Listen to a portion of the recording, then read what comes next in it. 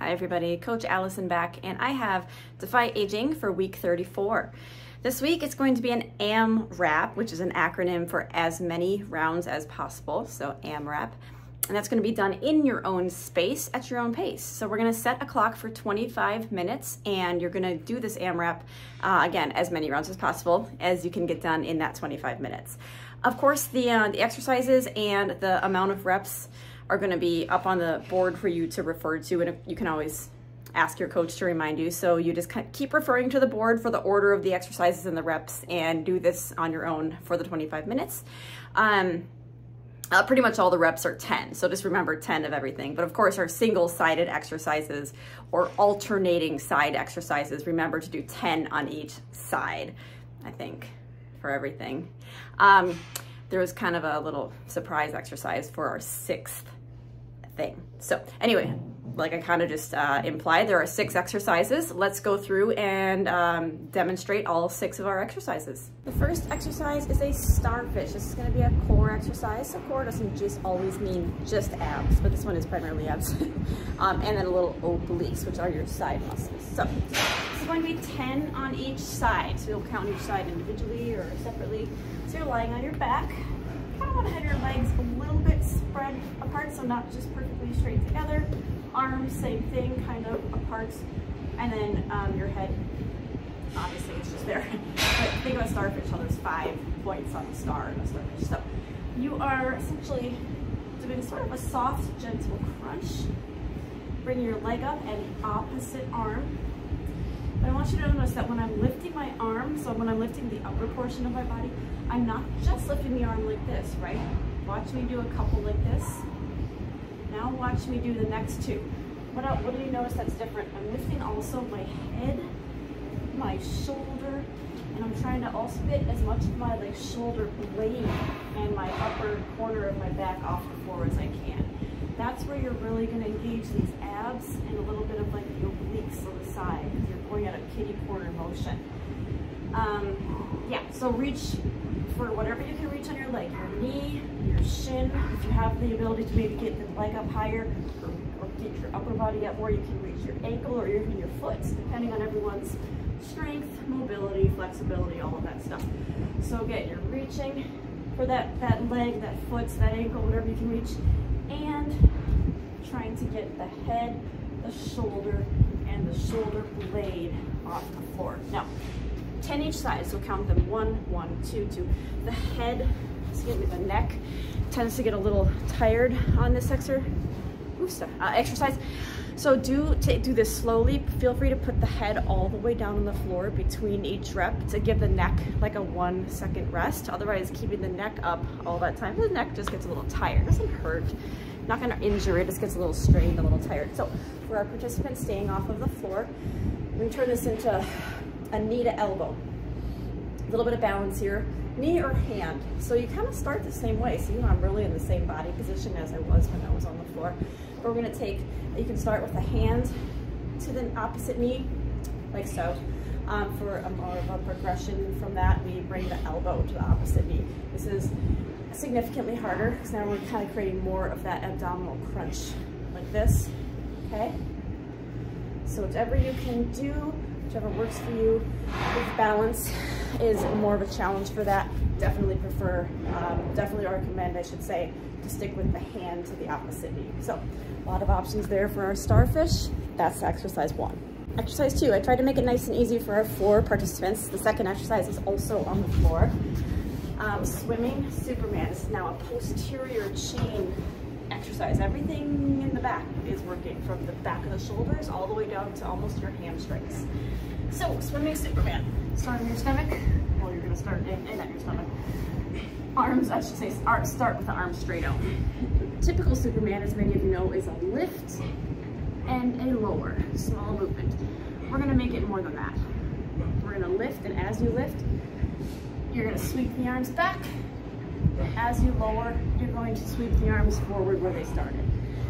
Think of that's why it's called swimming Superman. I'm just going to think of the breaststroke. Beautiful. So you could think of swimming like this, but I call that something else. So anyways, so I'm trying to get as much of the chest and torso off the floor as possible. So think of that as your goal. And you also get as much of the legs up as you can. It's very minimal, but without bending the knees, so it's not a knee bend. So I'll do 1 or 2 more. Lift, sweep back, really pull the shoulder down away from your ears, and bring your hands in as far as they can go. Up and back, down and forward. Up and back, down and forward. Okay. 10 of those. And again, the reps will be noted on the board for you. For any of our participants, no, not doing our full exercises. You need an incline, a red box, one of these boxes, a bench, what have you, a chair.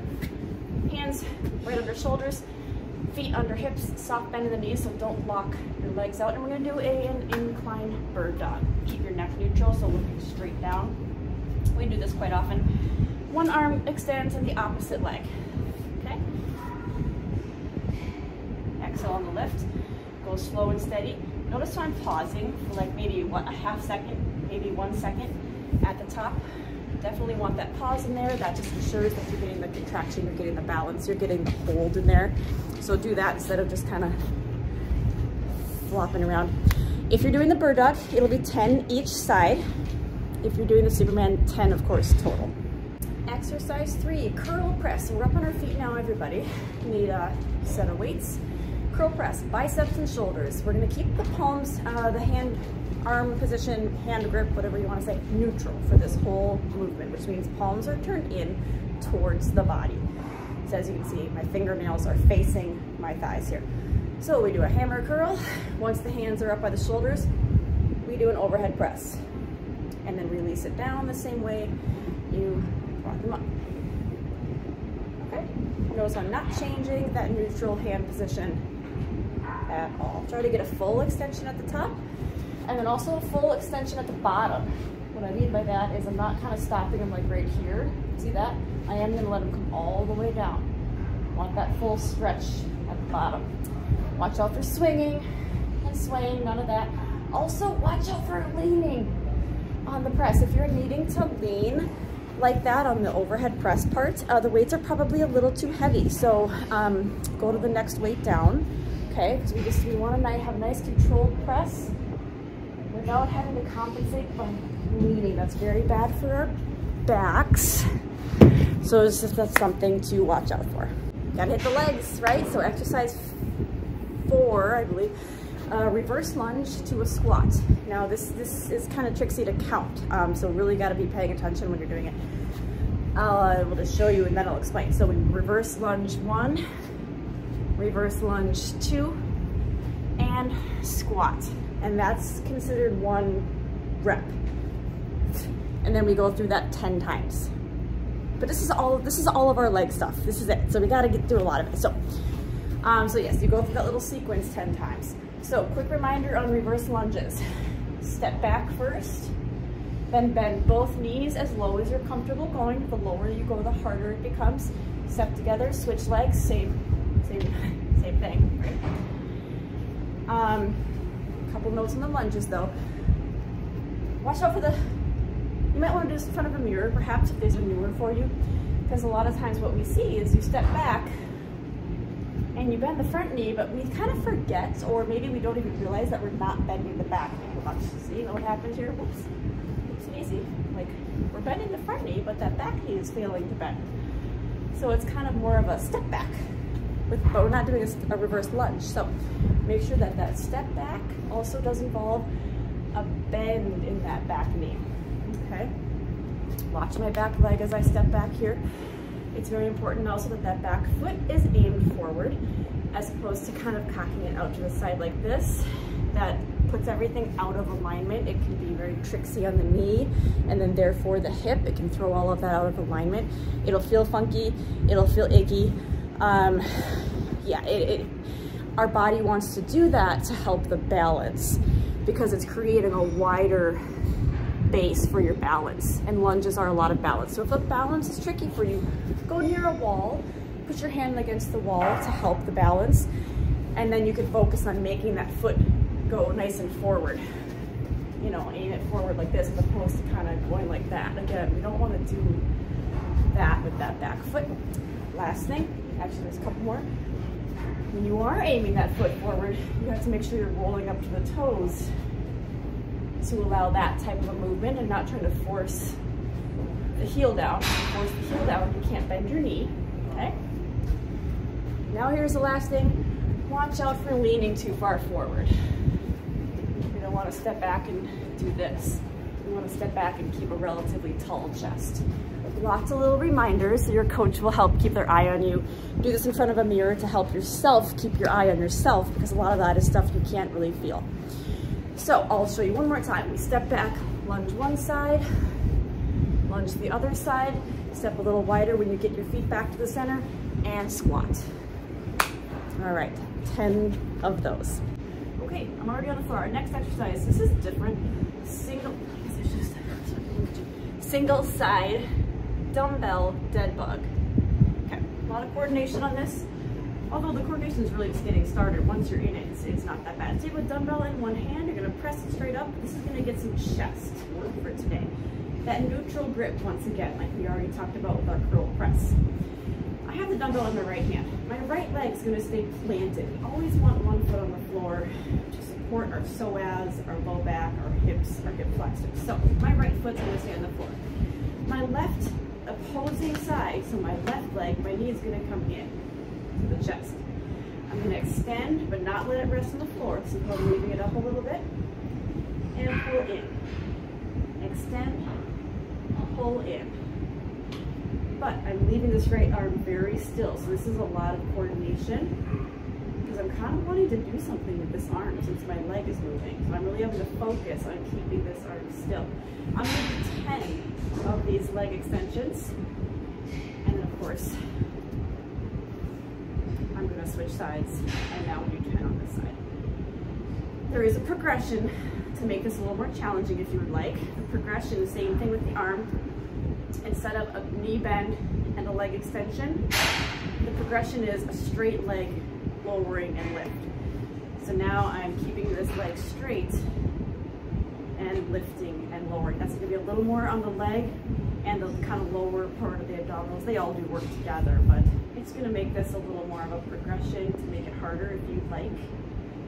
Okay, so 10 of those on each side. So that's a little different. A lot of coordination. For our participants who are staying off of the floor, we're going to do one exercise that we did a couple weeks ago, overhead march in place. So you're going to have both arms up with a weight in each hand, and we did this overhead slow march in place, 10 on each leg. And if the balance is coming into play as being a little being challenging there, you can do one side at a time if you like to prefer to hold on to something. So I'm going to hold onto a wall over here and do all 10 on one side like this, and then I'm going to hold on to a wall or a rack over here and do all 10 on this side. So as always, we have so many options for everybody. Something works for everybody for that new single-sided dumbbell dead bug or our standing march in place. Exercise 6, the final one of the circuit, is a 1/10 of a mile on an elliptical or a treadmill. So you'll venture off into the club, 0.10, have your coach show you on the machine where the distance is displayed, because they're all kind of different, especially each club has slightly different models, brands, I should say. Yeah, so 0.10, 1/10 of a mile. We're only using ellipticals or treadmills because they have a pretty comparable, it's pretty comparable as far as how long it takes to get to that distance on those pieces of equipment. A bike or a rower, a bike you would get there in about 30 seconds. A rower, I'm not sure. So we're gonna do ellipticals and treadmills. You can mix and match each time you get around to a new set. If you wanna do the treadmill on round 1, elliptical round 2, that's fine. You can put a little incline on the treadmill if you really, really want to challenge yourself. But think of it as a sprint. You're trying to get there as fast as you can. You can jog it or run it if that's where you're at with your fitness level. You can speed walk it, whatever. Think of it as getting there as fast as you can. But ellipticals, you could definitely hold on to the handles, or if you like to use the moving handles, fine. Treadmills, I do want you to avoid holding either the front handles or the sides of the treadmills.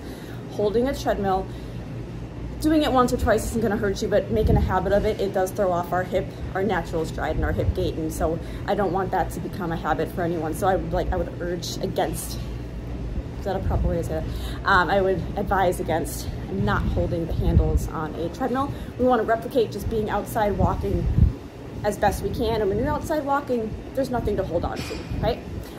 So yes, 1/10 of a mile on the treadmill, that is exercise 6 of the round. Once you are finished with that, take your break, start back at the top of the list, complete it again.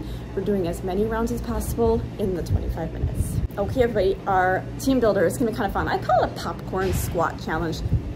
Everyone is gonna be at an isometric squat. So that's going about halfway down into a squat, maybe a little lower if you can get there. So pretend we're just doing regular down-up squats, but we're not coming up. So it's an isometric squat, non-moving. Everyone's gonna be in a circle or wherever, maybe just in your normal spot, doesn't matter. For 30 seconds, you're gonna be in this position. Your coach, whenever they want to, is gonna call out jump. When they call out jump, you're gonna do just that. You're gonna do 1 jump squat, land back down and hold it. Next time they call out jump, you're gonna do it again. Every time you get back down, you just stay there. The goal is to not jump and then mosey around for a second and then go back down. The goal is to go right back down and hold it. Your coach might call out jump a lot, so you might be doing jump, jump, jump. Or they might call it out maybe just once and you'll be holding it for a long, long time. I don't know.